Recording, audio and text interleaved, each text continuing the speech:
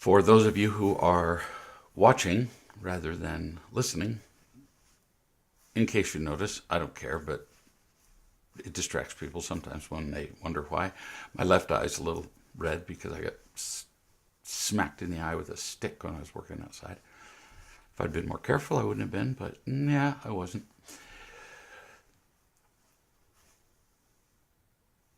Couples, most couples, have a very difficult time understanding what partnership means. Now, they say we're spouses, we're married. So what? I suppose, get a legislature to allow me to marry two dogs.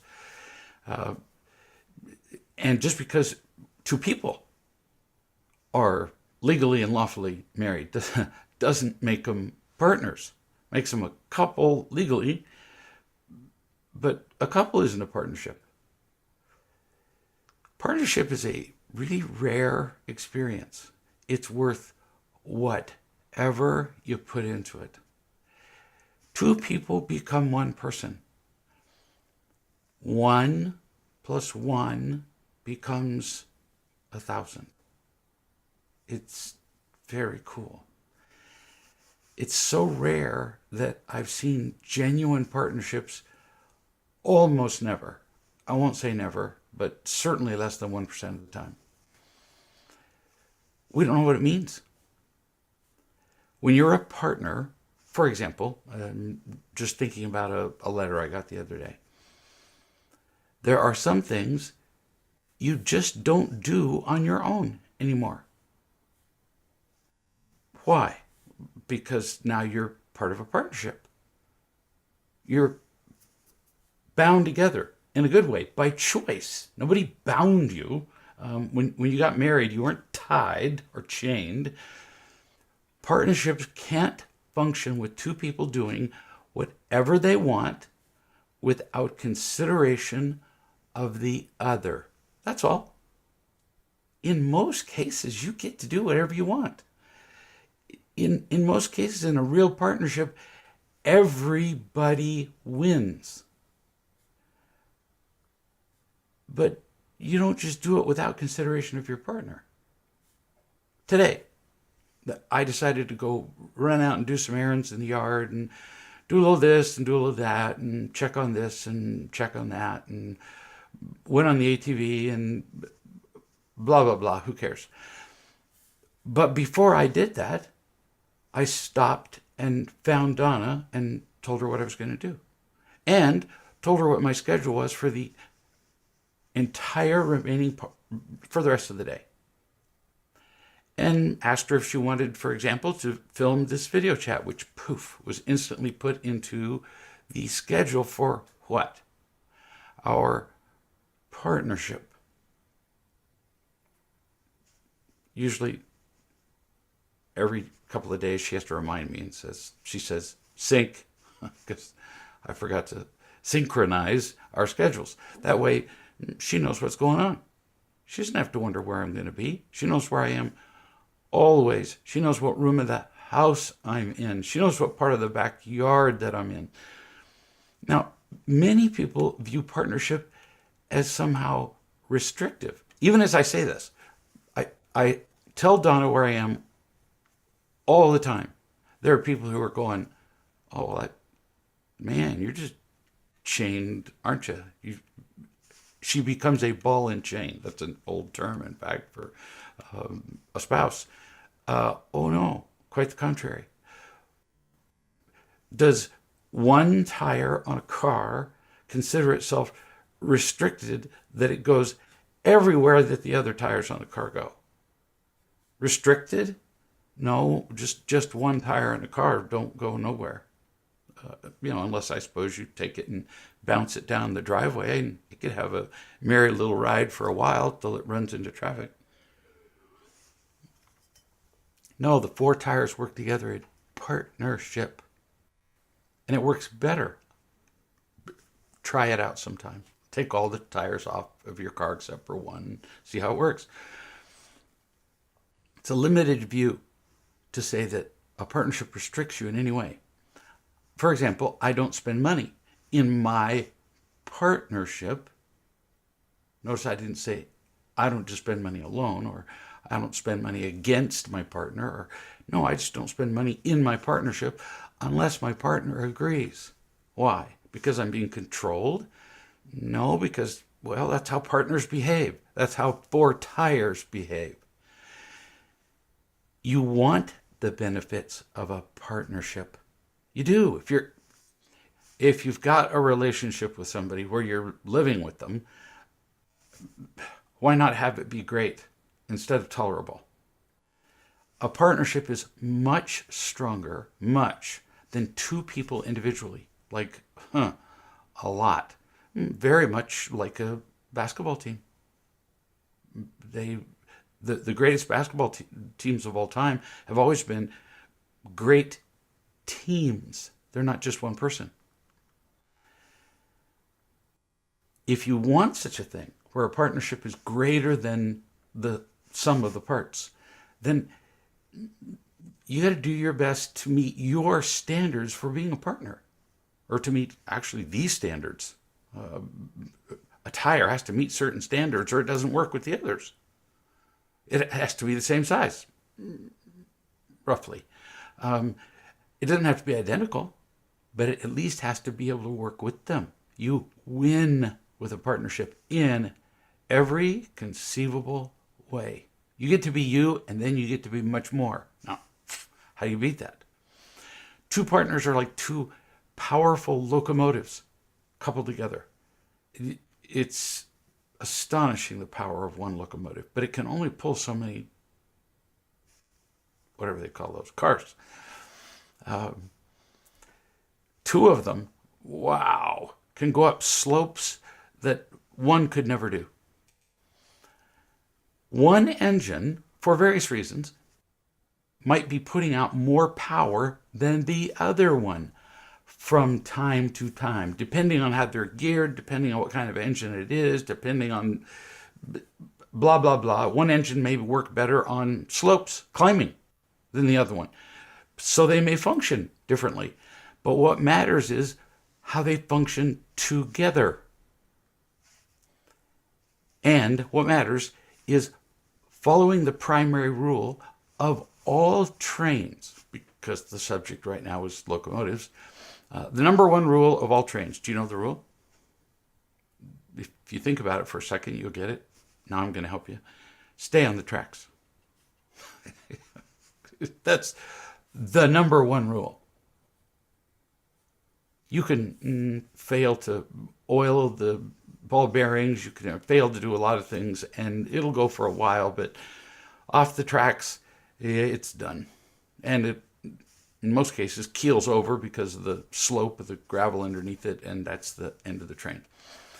If one engine were to insist on leaning too far to the side, to the right, whatever, just for fun, we're going to assume that trains are animate for a second, or to prove their independence, which is what many supposed partners do. Well, I just want to do it my way. Try that with two trains. So if one train does that, then both engines fall off the tracks and everybody loses. Everybody. You have to stay on the rails, which in real life, in a real partnership, we're back to human beings now, means no fear. That's falling off the rails. No blaming, no anger, no withdrawing, as much as possible.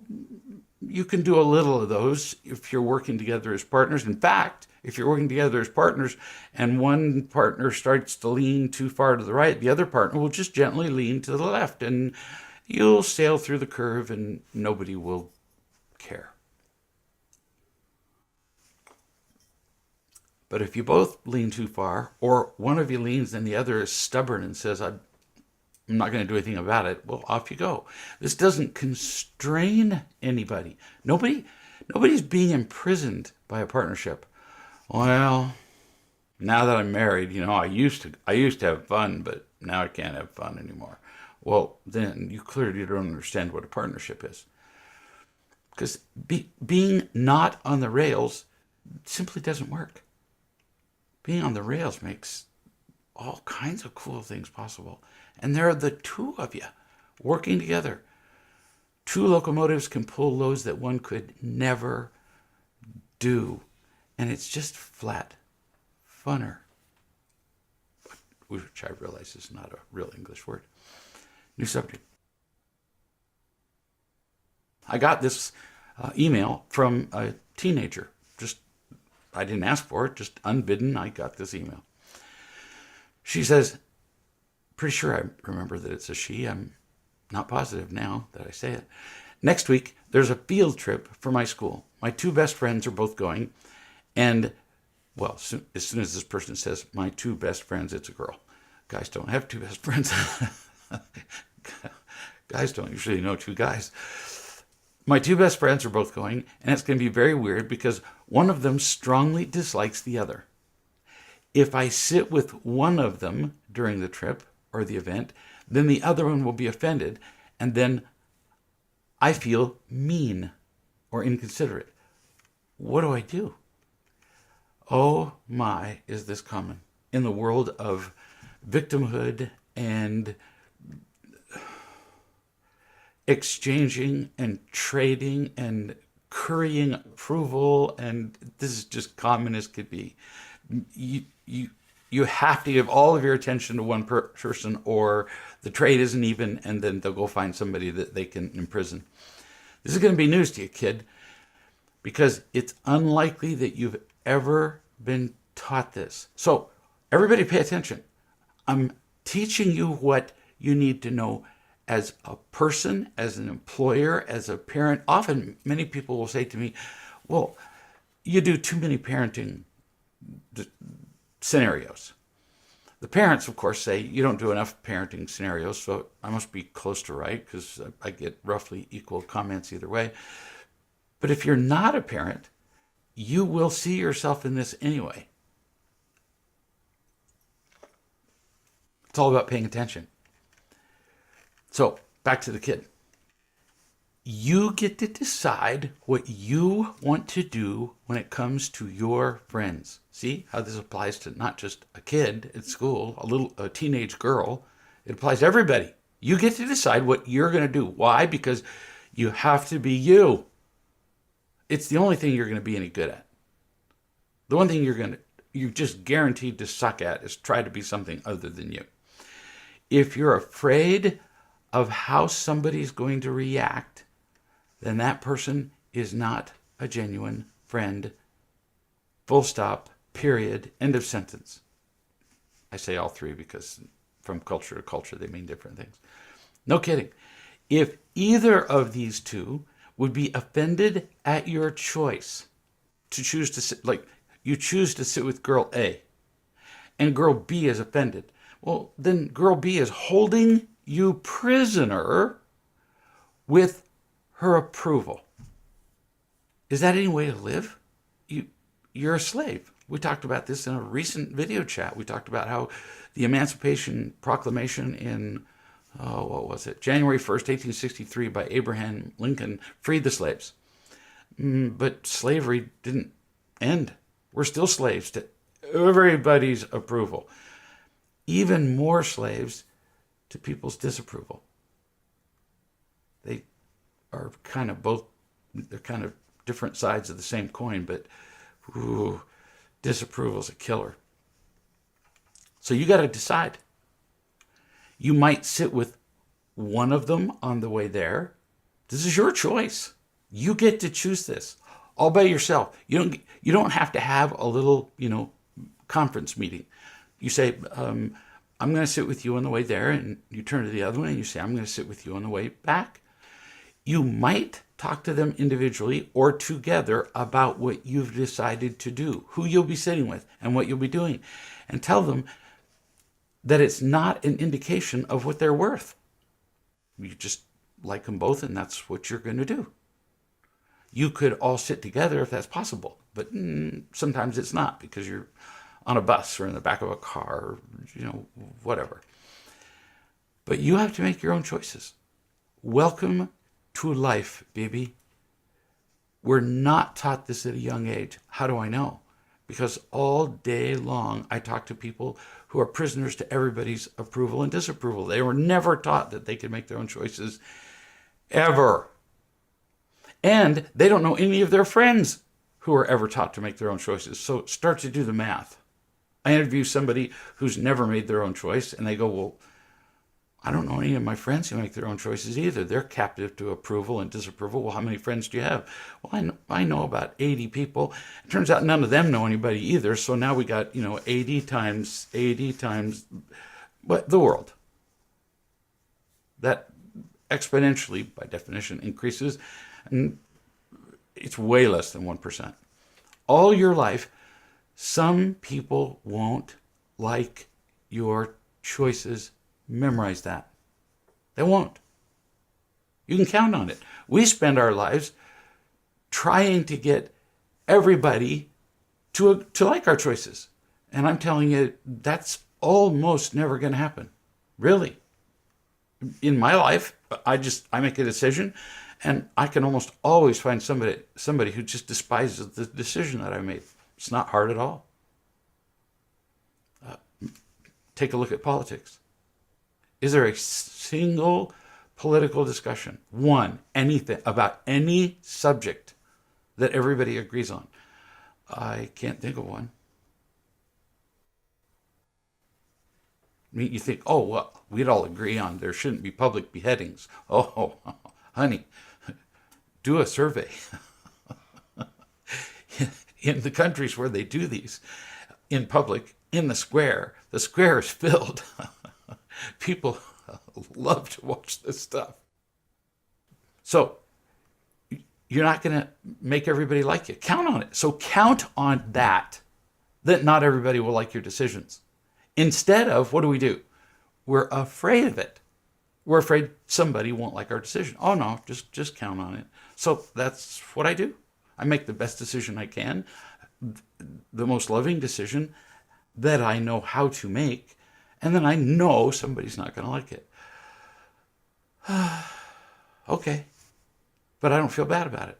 I sometimes feel sad that somebody chose to be offended, but I didn't offend them. A whole lifetime of pain offended them. You really can't care how other people respond to you.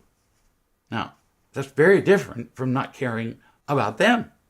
I can care very much about you personally, the person I'm talking to, or anybody that I'm talking to, like right now, everybody who's listening. I can care very much about you and not care one whit what you think about, I don't know, the shirt I'm wearing. I actually have people say, well, you seem to wear, checked shirts all the time. And I'm going, and what? Well, why don't you try something different? I thought of that actually, and I decided to wear these. I really don't care about their opinion, as in none. Do I care about them? Yes. But you can't care about how people respond. If you do, then you'll be a slave to other people's opinions. And baby, that's just a lifetime of misery. We talked about slavery. Like I said, I'm pretty sure in the last video chat. You'll hate that. And you'll be afraid all the time. People who try to curry the approval of other people are endlessly afraid. They never feel secure. They never feel happy. They never feel peaceful. Because in any given moment, they're doing something somebody doesn't like. I know, you're thinking, well, what if they just quit moving? Maybe they could go find a cave up in a mountain, and then they wouldn't offend anybody. Oh no, I can tell you from personal experience that there's going to be a whole lot of people who are offended that you're doing nothing. So you're going to be afraid all the time if what you live for is approval. This choice about your friends is great practice for the rest of your life. Really. Beautiful practice. I have a good friend who just learned this lesson, and he's 40 years old. He said, I had a choice to do a project, this was at work, with person A or person B. And he said, I chose person A and person B hates me. And he said, what do I do? And I said, accept the fact that person B is never going to love you unconditionally. Unlikely. Done. Piece of information. You chose person A for whatever reasons you get to. Because they're 5'8" instead of 5'9". Who cares? It's your choice to make. And the other person hates you? Well, I'll be darned. They get to make their choice too. Everybody does. New subject. A woman writes about her husband, whose name is Cameron. She says, when Cameron talks about his past, I end up being bothered by what he says. His childhood was crazily traumatic. And since I know Cameron, his childhood was crazily traumatic. I can't handle, she continues, the details of the environment he grew up in. It's like disturbing. Like, I can't think straight if he's talking about his past. And then I feel really sad, and I really feel the pain of all children in the world who are mistreated. You have a sensitive and tender soul, which by itself is great, as long as it doesn't become distracting, which it sounds like it is. Then I find it hard to stop thinking about it. Well, you just proved that point. Being sensitive and tender, oh, those are gifts. Oh, feeling easily and feeling deeply. Sensitive is easily, tender, deeply. Roughly speaking, there are other qualities about those two words, but that's a good summary. Those are great qualities. But if you allow that to cause feelings and thoughts, negative ones, that dominate your life, distract you beyond all productivity, meaning being loving, for example, then it's a real liability. You're going to have to get used to this. And instead of feeling sadness for him and children, feel compassion for him. Now, it's okay to feel sad. He's describing a sad event, and you go, wow, that is so sad. It makes me feel so much more compassion toward him. See, I passed right through sad to compassion. Okay to feel sad. In fact, sad is one of the few pure emotions that is based on very little thinking and doesn't have underlying, if it's pure sadness, fear, anger, and all those other things. You're just sad when somebody's suffering. It's beautiful. But you can't stay in it. You continue. You say, sometimes I'm just overwhelmed by this sadness. Yeah, that's the problem. So pass through the sadness and then into compassion. Almost everybody was traumatized as a child. Everybody has stuff in their past. So understand him and love him. Compassion. Little sad. A little seasoning of sad. But if you become afraid and distracted by your sadness, you actually separate yourself from him. Because while you're occupied by sadness and fear, your love becomes increasingly unavailable, including the fear of children being hurt in the past and future, and then you're just plain less available to him. To love him, stay in right now. Stay in the present. Develop something to say to yourself. I'm not going to give it to you. You decide. I've already said enough words that you could pick some of these, but you come up with your own. Develop something to say to yourself every time you have these distractingly sad thoughts. If you're sad for 5 seconds, good for you. It means you're tender. If you go past 5 seconds, you got to come up with something to say to yourself. Like just to remember the people who love you. to remember that God loves you, for example. And then the sadness goes away. The thoughts of the past, on the whole, just keep you from being joyful in the present. You conclude. The same thing happens when he tells me something about his past relationships. Usually, if they had any kind of sexual component, I go over the information that he shares with me, and then it becomes an obsessive thought, and I think about it long after the conversation is over. Yeah, that's what I was talking about. That. If you think about the past for a moment to learn from it, great. If you think about somebody's past to be understanding and compassionate, great. If you think about the past and then you stay in it, you're dead. So that is something you do not have to deal with either.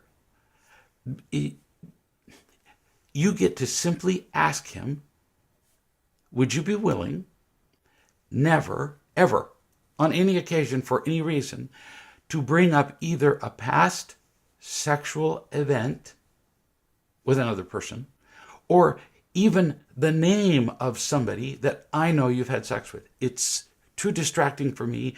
I'm not loving enough yet to hear that and stay present. Would you be willing to do that? Well, unless he's had sex with, the entire city of Atlanta, for example, it can't be that hard for him to avoid discussion of those people. It's an entirely reasonable thing to ask in what did we just talk about at the top of this video chat? Partnership. If you're living by yourself and you want to tell your friends all about every sexual experience you've ever had, go for it. I can't imagine the benefit of that, but go get them. Maybe you want to write a book. If you're in a partnership, your partner has a say in the things that you talk about. And you get to ask him to not do that, starting now.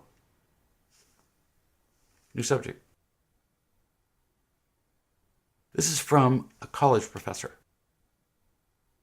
who says, I'm working through my grading at the end of the semester and thinking about the purpose of grades in the context of teaching the students important lessons about quality performance. That's really very well said. That's actually the purpose of grades, is to describe to somebody what the quality of their learning is compared to the standard of learning. It's not meant to make them feel bad or put pressure on them. It's kind of like, here's how you're doing. You want to be an engineer, and in one particular subject, let's say, I don't know, engineering physics, for example, you get an F. Well, the teacher really has to give you an F, not to be mean, but because if your goal is to become a civil engineer, which sometimes involves building bridges, I don't want a guy to build the bridge I'm going to drive on who got an F in engineering physics because the bridge is going to fall down. So, nice description. So you're working through your grading, and you continue. In general, I'm not really one to compliment or to praise. Good for you. It's just information. It's not about complimenting or praising. You say, in my grading, I tend to go right to what they could be doing better and skip the, well, now here's what you're doing good part. I suppose that their grade reflects how good their work was, and my comments reflect why they lost points. And that is traditional grading. I rarely ever saw a paper in my whole life, and I got pretty good grades, that circled the parts that I got right. In fact, if you picture grading, what color would you pick? Now, this is in the old days before electronics. If you picture grading in the old days, that was always associated with a red pen or a red crayon or a red pencil. The teacher would put red circles and red comments. Red meant, oh, I don't know, stop, blood, but it meant wrong. There were almost never positive comments. We'll talk more about that in a minute. You continue.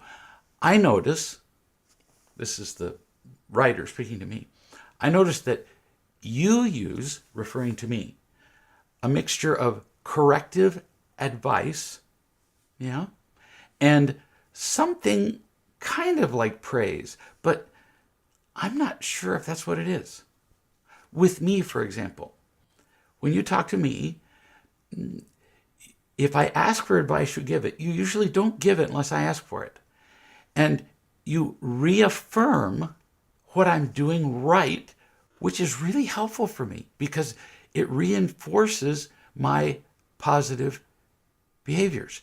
And you describe what I might have done that would work even better than what I did right. It feels like you're trying to help me. A moment of silence while I celebrate. You've got it. That is what I do. I rarely have what I do accurately described. You've got this. I have no interest in just correcting you, changing your path, making you go in a different direction. It's your life. I don't care. You get to do whatever you want with it. If I correct your behavior and you genuinely behave better for a while, how does the world benefit? If I'm correcting it for my benefit, just because I want to correct you, the world doesn't benefit. It'd be like straightening all the pictures in every house. Why would I go around doing that? Almost nobody would notice. It might be more correct, maybe, if I have a good eye, as well as my suggestions about a lot of things. But so what? No, there's something far more important. And that's, my hope is to be paying attention to you and what would possibly contribute to your behaviors becoming more productive for you. So what I give you, or try to give you, is information, which is nothing like praise. What's the difference? That begs the question, what's the difference? Information is specific. In other words, I say, you did this. I'm just giving you an example, which contributed to your feeling this way, or you're being able then to choose to make the next positive choice. I describe what you did, how it helped you, how it's going to help you. Specific. Information is useful. For example, I might say, because you did this, your choices just expanded, as opposed to you chose to paint the floor of the room from the door toward the back of the room. Well, at some point you paint, it's where the expression comes from. You paint yourself into a corner and now you can't walk out without walking on wet paint. So information says, because you did this, your choices actually expanded. Your confidence increased. If I've never done something before, like I've never been in a cave, I've never whitewater canoed, I've never, and an expert says, that little move you just did right there, that's what got you through the rapid. It moved the front, it moved the bow of the canoe in the direction that you needed to go. I may have made that move accidentally, who knows? Or made it hoping that it would go in that direction, but didn't know how important it was. Often we can't develop confidence in doing a thing right until somebody goes, oh, that's it. That will consistently work for you. So I give you information so your confidence increases, and so that you're able to communicate love to your spouse, child, whoever. Information is not used to manipulate. It's not to get people to continue a behavior that you like. An example of not information is, you're such a good student, or you're such a good boy. I would say you're such a good boy so that you'll feel really good, because it will, so that you'll do it for me. Not useful. Because eventually I'm not going to say that, and then you're going to feel like not a good boy or girl or whoever. Information is not used to make somebody feel better. Information is for all those other reasons: confidence, direction, making the next choice. Getting positive reinforcement, getting information can be very powerful, but it is also something that doesn't seem to come easily to me. This is you speaking now. I'm not practiced at giving positive information or positive reinforcement. Feedback on what was not done well is easier for me to point out. Well, duh. You're not alone in this. You're human.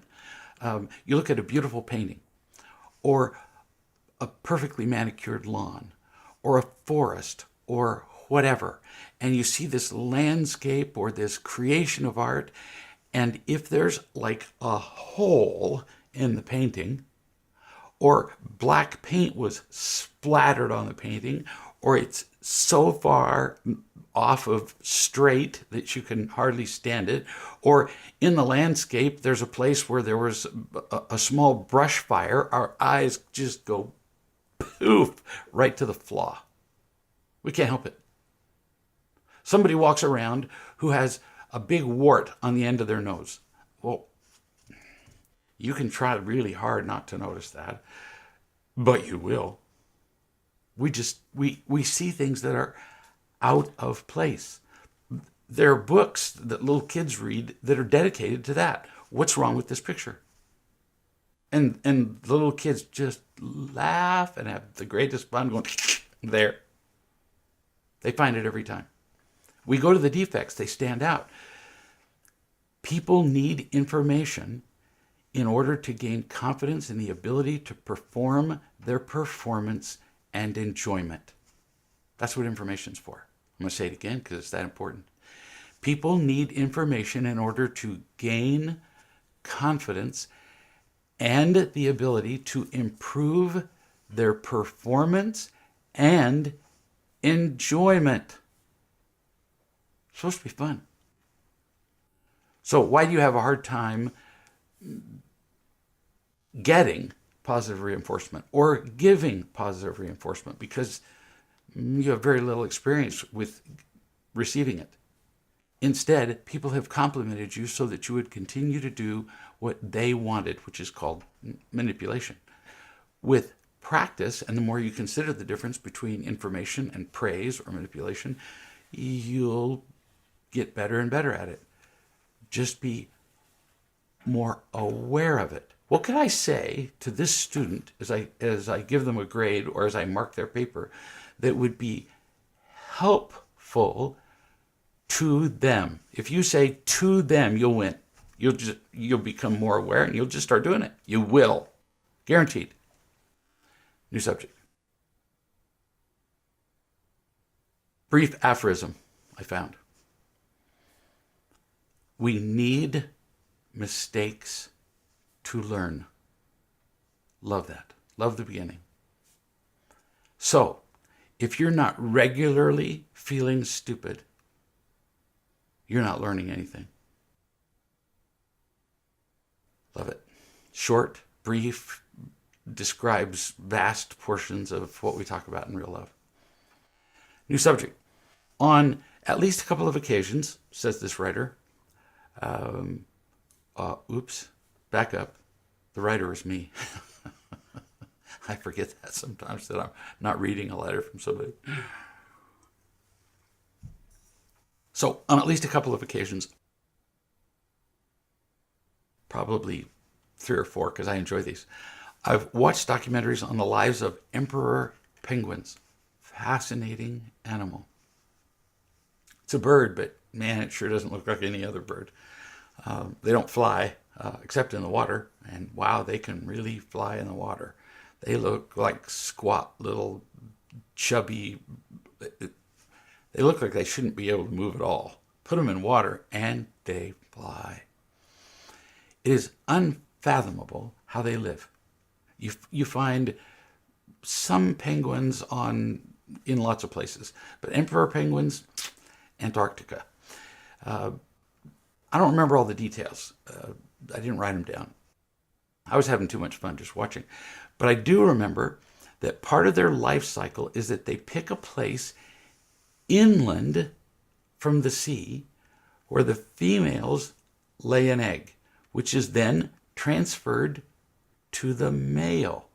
Ooh, we're getting really close to talking about a partnership. She lays the egg. She's the only one that can. It doesn't make him less, but in this particular partnership, that's her job. She lays the egg and then transfers it to the male. And watching the transfer makes you hold your breath, because at minus 40 degrees, you can't just sort of drop the egg onto the ice because it freezes before you can say goodbye. Who then carefully balances it on his feet, and then he covers the egg with the feathers and the body fat of his belly. What an amazing thing. He kind of sits on it, but really mostly envelops it. The females then take off to the sea. Now, follow the partnership in this. Here are two penguins doing entirely different things. One lays an egg and then just takes off. And one sits there and just balances the egg on his feet in 40 to sometimes 60, 80 degrees below zero. And then covers the egg with the feathers and the fat, and the females go to the sea, which is not close. It takes them, I don't remember now, a week as they waddle their way to the sea. And once they get to the sea, they just eat. I mean, they eat and eat. And I've never seen a picture of emperor penguins lying down sleeping. They must sleep sometime, but all I ever see them do is what I'm describing so far, and eating. So they eat, they get fat, then they bring food back for the little hatchlings, which have since hatched on the feet and covered by the belly fat of the male. It's much harder than it sounds.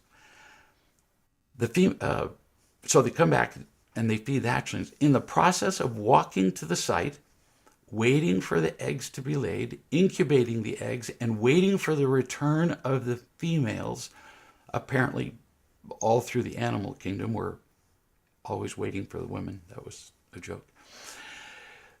The males go for months without eating anything. On Arctic ice, or in this case, Antarctic ice, there's no food lying around, and there's apparently no delivery. They go for months without eating, and for much of that, they endure the worst of the Antarctic winter, where the temperatures can be as low as 120 degrees Fahrenheit. I've been in minus 40 before, and it didn't even feel cold. It felt painful. The wind would blow on my face, and it felt like little needles were stabbing me. I would breathe, and I swear my throat froze. That's what it felt like. And the wind, up to 80 to 100 miles per hour. So now do the wind chill factor. I don't know. You look it up. Really cold. No more hostile place on Earth. And yet, they consistently keep the eggs, unbelievably, at 100 degrees Fahrenheit. That just kind of boggles my mind. So how do they survive? They cooperate. They connect. Now, they have their partner, but during the time their partner's off getting food, they partner up with other males. They cooperate. One tightly united herd. In the middle of Antarctic winter, you don't see an emperor penguin off wandering to, get a bite. They warm each other.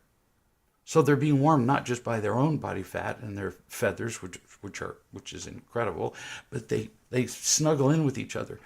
And they take turns being on the inside, and then they just it's fascinating to watch a pattern of a single male penguin. Starts on the outside, wiggles. It's almost like cheating when you're waiting in line.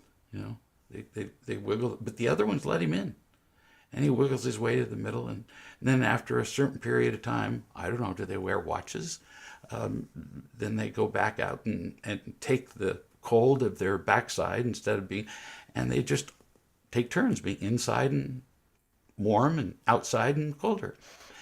If a penguin wanders off, stumbles, falls, whatever, gets lost in a snowstorm, gets weak, and just takes a step to the side, he's dead. It takes him almost no time to die. The egg freezes in seconds. Emotionally speaking, we just ain't so different from emperor penguins. We need each other. We need to huddle up and connect. Need. It's not just fun. Alone is not a good condition. We weren't born to be alone. We're not made for it. We get lost. We get disconnected. We get fearful. We get dead inside, just like the penguins. We need to huddle up and get close to each other. If we did that, there would be no hatred, no political divisiveness, no racism, no children defiant toward their parents, pretty much none of the social ills that we bemoan every day. What if every two conflicting political enemies were required to spend 20 minutes a day hugging each other, nose to nose, and talking? Never happened, but you don't see emperor penguins fighting each other. We have a lot to learn from these humble little birds. New subject. This is my daughter, Jeanette, who's describing the behavior of Bruce, her son, who is 6. I used to regularly tell stories about my grandkids, and then somehow I didn't. And so I called my daughter and I said, tell me some stories. And now I have one or two. She says, today Bruce's teacher, when I went to pick him up, Bruce's teacher recounted to me something Bruce did in school. And when I didn't react shocked or disappointed or irritated at Bruce or whatever it was she wanted me to react, she told me the entire story again. There's actually a really very good lesson in this, several. One of the most, you've known people who repeat themselves all the time. They say a thing and then they say it again, and then they say it again, and they say it again. One of the most common reasons that people repeat themselves is that you don't completely agree with them. They are incredulous. They're stunned that you just don't completely agree with them. You don't agree with them with your words and with your emotional response. So what do? They repeat it, figuring that maybe you'll smarten up. It's kind of funny. But my daughter didn't smarten up. The teacher told the story again, and my daughter just stood there listening. She didn't respond even. Oh, she might have gone, okay, well, thanks for telling me that. Just because I know her, that's likely that she would have said that. So she got the lecture twice. She says, I answered, okay, which I can just see her doing. I can see her doing that in my mind easily. It's brilliant. When somebody says something to you that you disagree with, that means nothing to you, it's brilliant simply not to react. And then you just acknowledge that they spoke. Okay. Or if you want to just knock yourself out, you could say, thanks for telling me. You're not agreeing or disagreeing. You're just acting like you're not stupid and you heard it and, thanks. It's genius. If she had argued in any way, the teacher would have repeated it again, probably with additional content. Sometimes even people will make up content. My daughter continues. Bruce was standing right there as the teacher was telling me this. He heard the whole thing. As he walked away, he put his arm around his sister, Bonnie, who's 5, and he said, "How was your day at school?" What would most adults do with this? Oh my. Here's what this person did. I can't believe it. They did that with it.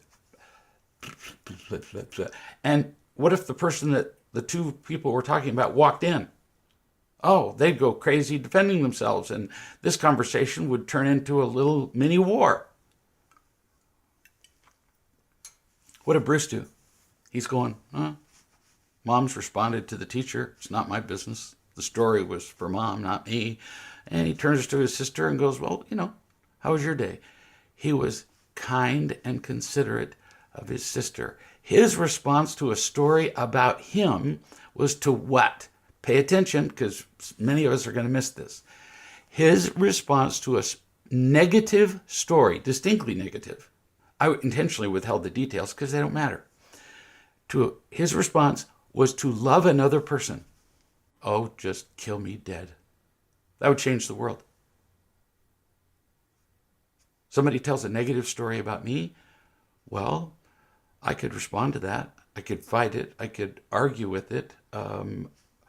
Or I could just love whoever's in front of me. His mother concludes by saying, he wasn't afraid. His feelings weren't hurt. He just loved his sister. Oh, how about if we lived like that? How about if we just decided, whatever I hear about myself, or pretty much about anything, I'm not going to be afraid. I choose not to be afraid. I have too many things to be grateful for. I choose not to have my feelings hurt. I choose not to be angry. Well, what's left? Why don't I just love whoever's next to me or in front of me? And I'll make the world a better place.